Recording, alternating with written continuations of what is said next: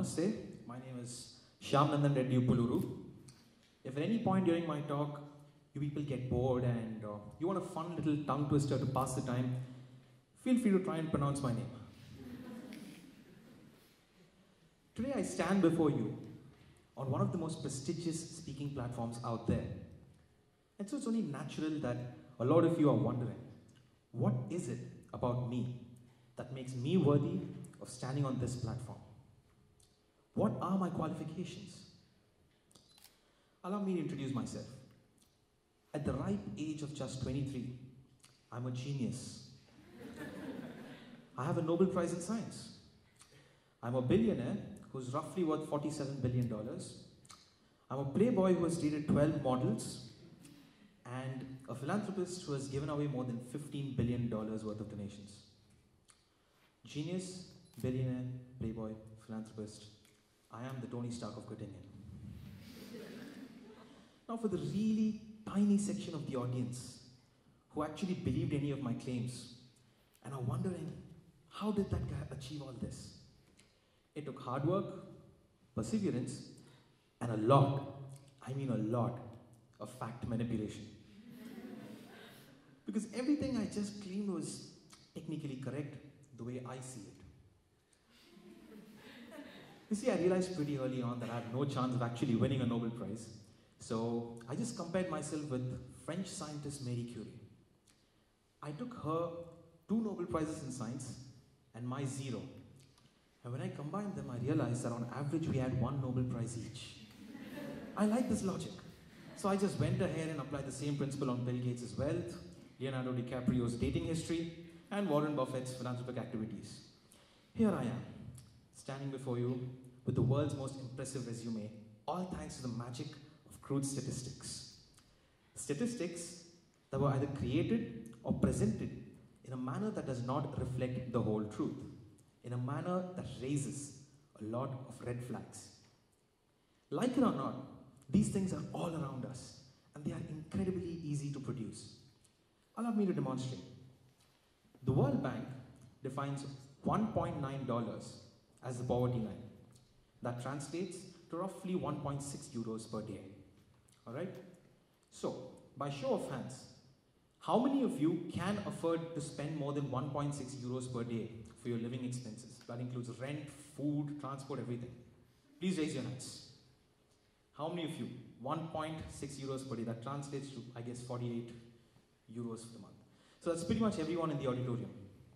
Right?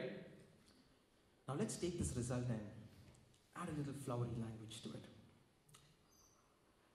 In other words, according to a study conducted by Shyam at the TEDxUniGoettingen, it was found that 100% of everyone is now living above the poverty line.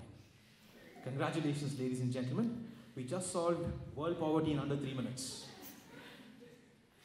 The point I was trying to make here is that it's incredibly easy to twist numbers to fit any narrative that you want to be projected. It's quite easy.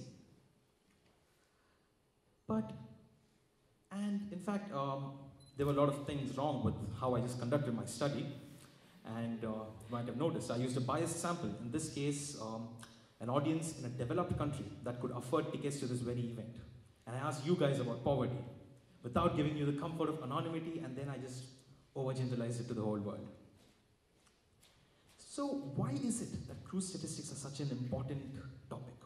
Why am I trying to raise awareness about this on a stage like this? It's because of the real world consequences. And what better way to understand the real world consequences than with a story? Let's go back in time. It's June 2018. As usual, I open up my social media accounts and I see one particular article being shared around like crazy. This was the article. So this was the article. It claimed that India, along with the United States, are among the worst countries for women to live in. And this was cause for alarm for me, because I couldn't help but feel a little responsible. This meant that my nation, along with the United States, were worse off than several active war zones.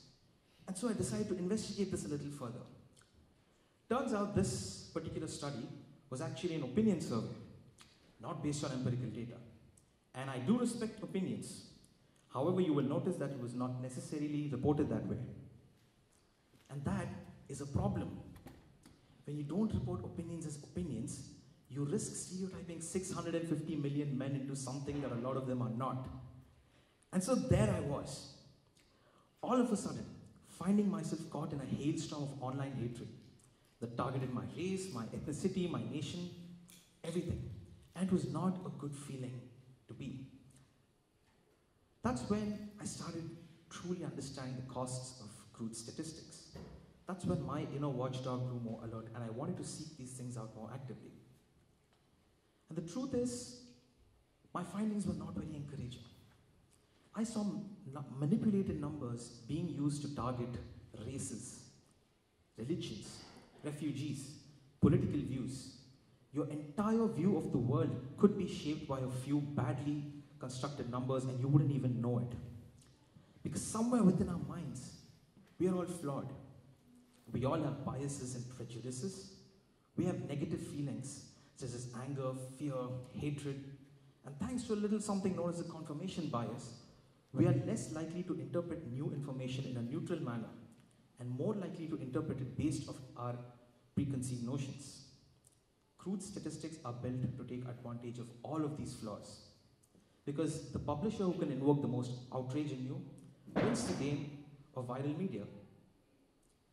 Today, we have the marijuana disinformation campaigns, anti-feminism campaigns, anti-vaccination campaigns, and climate change denial campaigns, all of which have mastered the art of manipulating numbers and misinforming the public as well as lawmakers, thereby setting humanity's progress back by several decades.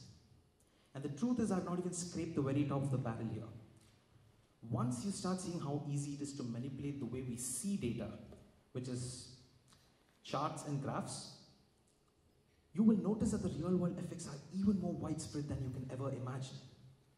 However, for today, I'm going to stick with the bare basics, and for the first time in the history of TEDxUniGoettingen, I'm giving you all a homework. Go and research data visualization manipulation. All right? This is your homework for today. Getting back, I would be a bad excuse for a computer science student if I talked to you about a problem and did not propose a solution for it.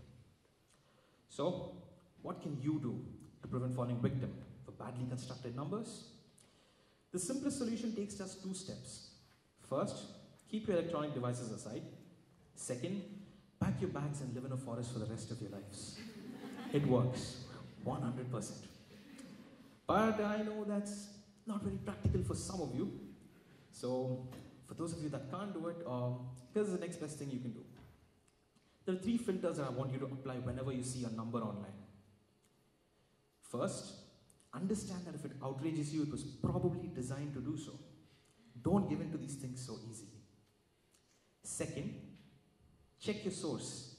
If you've never heard of the source that is quoting a number, or if you're seeing the number from a source that is known to be biased in its reporting, maybe you want to take it with a grain of salt. And third, and I cannot stress on this enough, actually read the specifics. 6 out of 10 people tend to share articles without even reading what's inside of them, based purely off of the headline. Read the specifics. Investigate. What do I mean? Well, there are a multitude of ways in which numbers can be manipulated, but I'll just run you through the ABCDs. A, understand your sample. Make sure that if it's a survey, at least 100 people were surveyed, and if the generalizations are being made to fit an entire province or a small country, you might want at least 500 people involved in the survey. Also make sure they're randomly selected. B, averages are misleading. That's how I won a Nobel Prize 10 minutes ago. Whenever you see an average, also make sure you read the median value. An average refers to taking the combined value of all the observations and dividing it equally. A median just picks out the middlemost value. If your average and median are roughly similar, you have a good statistic on your hand. C, understand the difference between whole numbers and ratios and percentages. If I told you that Germany, a country with just 80 million people, reported 5.7 million crimes last year, it sounds appalling. However, if I told you that as a ratio of population to crimes, Germany reported its lowest crime rate in 30 years last year. Things look great all of a sudden. So, ratios and whole numbers and percentages can be used interchangeably to get different emotions out of you. Last, D, and the last of my ABCDs, is understand correlation and causation. Before Shyam, Nandan, Reddy entered Germany in 2018, Germany won 4 World Cups. After he entered in 2018, Germany won 0 World Cups. Therefore, the key to winning the next World Cup is to deport Shyam. This is correlation and causation, where you take 2 events which coincidentally happen at the same time and you claim that they are linked to each other. And before I continue, if there's any government agent in the audience, I was just joking, don't deport me. Moving on. We're down to the other than the filters that I just talked about, there are 2 more points that I want you to remember, and this is not just for statistics. This is for information in general. First, make sure that you diversify your sources. There's something known as the echo chamber effect. If you read the same type of information, the same type of opinions over and over again, you are bound to believe them more strongly even if nothing else changes. So, diversify your sources. Read from sources which you may not agree with. Read from sources that you don't like, because you have to see the other side of the story or you won't get the whole picture. And the last point I want to make is perhaps the most important. Maybe stop hating everyone and everything around, you know. Overall, the world is doing pretty fine. Hunger is down, poverty is down, crime is also down. The world is not as bad as you think it is. It is getting better. Slow, but steady. So maybe if you read information or data that makes you hate the person sitting next to you, perhaps you want to concentrate on the better things in life. That being said, what I wanted to summarize today is that always be skeptical about everything. Don't let a bunch of badly constructed numbers dictate which decisions and which standpoints you take in life. Today I've done what I can in trying to raise awareness about this issue. The rest is up to you, so don't be lazy and do your homework. I mean it. Alright? And you've all been a lovely audience today. So I think I'm going to reward you.